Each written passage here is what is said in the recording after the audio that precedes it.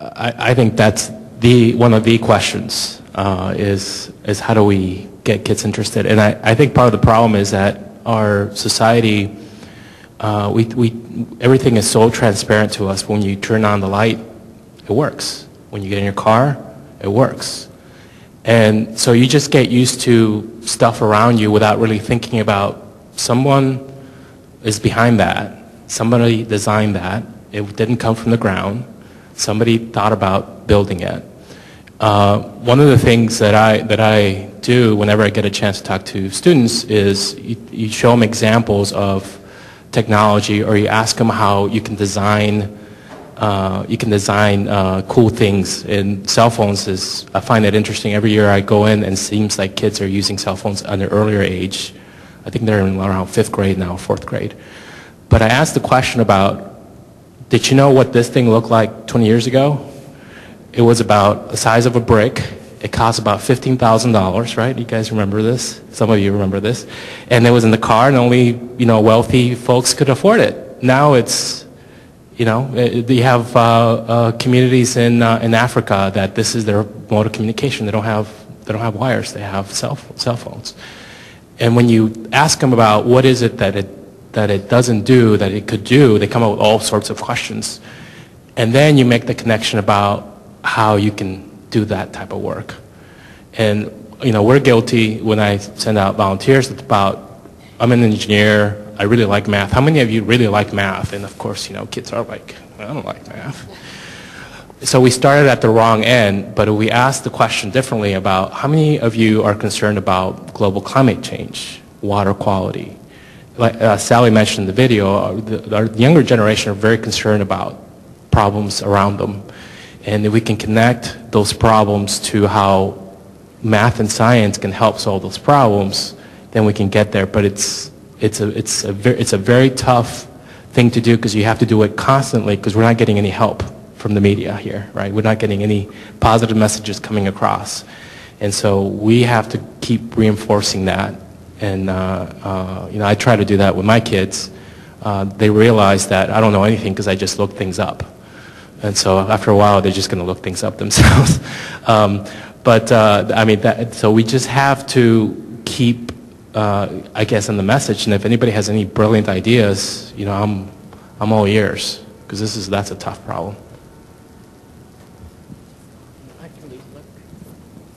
Hi. Is it on?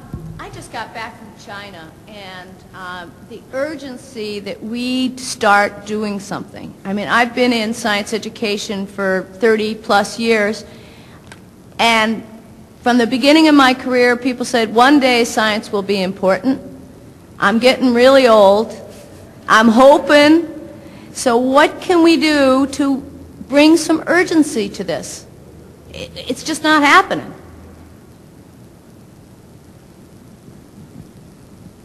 I'm not sure why these questions are directed to us. These are really matters of conversation. All we can do will be offer some of our own perspectives, but you here in the audience are extremely important. At times, I'm struck by the fact there is a lot going on, so much that it's hard to keep track of all of the activities. When I read recently that there was a STEM education coalition that had been formed, I said, but there is one already with that name. And how one brings together, this is just at the national level, not to mention all over. So there is a great deal of interest. How we formulate and bring those all together, I'm not sure. But that's one of the reasons why I'm quite interested in the conversations here. There is often, too, a tendency for what will happen at one level not to translate to another level. So that's where I see often these sorts of disconnects. The only other thing I would mention is I know that at the national level there is this search for the one magic bullet that will get everything moving. It's often talked about in terms of Sputnik. But as one of the several articles have mentioned, Sputnik was very important for establishing policy, for getting policies developed. It was not exactly what was the kind of a thing that was going to be most stimulating for a lot of students. So we come back to what are the sorts of matters that on the one level will get the conversation going, how we ought to be investing, but that isn't going to be sufficient for addressing all of the concerns that have to be at the table. But as I said, I think others might have a lot better sets of experiences to reflect on your question of what's going to happen in our lifetimes. I'm going to just jump in here, and I think I want to make a comment. I know I'm supposed to be moderating, but I want to contribute to what Dr. Marrett just said related to the variety and the vast numbers of activities that are going on related to STEM.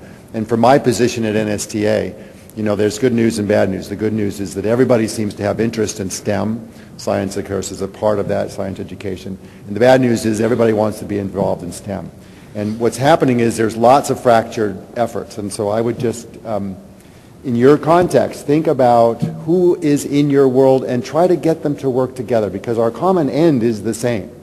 But if we're moving in this limited resourced environment, it's not going to be productive. So I'm going to stop. And we have our next panelist. Yeah. And let me do an introduction while we're... You want him to ask a question? Well, okay, come on up then. Well, all right. Good. Okay, actually I have somewhat of a comment about the accountability, and I think one thing that we saw in the movie and everything is that when the president actually talked about the space program and everything, he didn't include the accountability in it. In fact, if we accounted for the space program in 1969 as opposed to now, we probably never would have continued with it. It's only now in retrospect, after we explored the frontier, that we actually can account for it. And by definition, if you're at the cutting edge of anything or any frontier, you don't know what's going to happen. So the accountability, and I think this was an outgrowth in NSF of Proxmire during the late 70s, which put a pall over it, where we started having an account for research projects and things that were at the cutting edge, which we don't know what the outcome's going to be, but that only can be assessed after it's over, and there's going to be failures involved in this. And until we accept that fact that everything cannot be accounted for without at the cutting edge of anything, I think we're going to continue losing ground in the world, because if you're already doing something and you know the outcome, it's been done already. I think that's one important aspect of this. And also our children, if you ever recognize, they're naturally explorers. They don't like to be constrained. I'll make this very quick because we do want to hear from the governor. With reference to accountability, there are different ways for thinking of accountability. It doesn't mean that you must account at the outset that you will produce some positive result from research. We know that that's just not the way it happens. There has been a push for the greater support of what's being called transformative research. We like to talk about as potentially transformative because you won't know at the outset. So it cannot be accountable for producing positive results, not at all. But there must be accountability for the process, for the use of funds, for even pursuing certain kinds of ideas. My closing comment on this, I got something from a disgruntled applicant not long ago who said, "You won't believe it, but people were asking me what were my ideas and how was I going to go about them." He said, "Wait a minute, I'm a researcher, but don't you think that there is if we just responded to everybody who says, I've got an idea, and you ought to give me some money to do it, I can just imagine what would be the response of the tax-paying public." So we have to figure out some way in which we think about accountability without making this the expectation that there will be results that you can anticipate in advance for things that really are at the cutting edge, the things that we really try to support, which are the frontier ideas. Thank you for bringing up the observation. Great. Thank you. Well, I do want to introduce the governor now. He is here.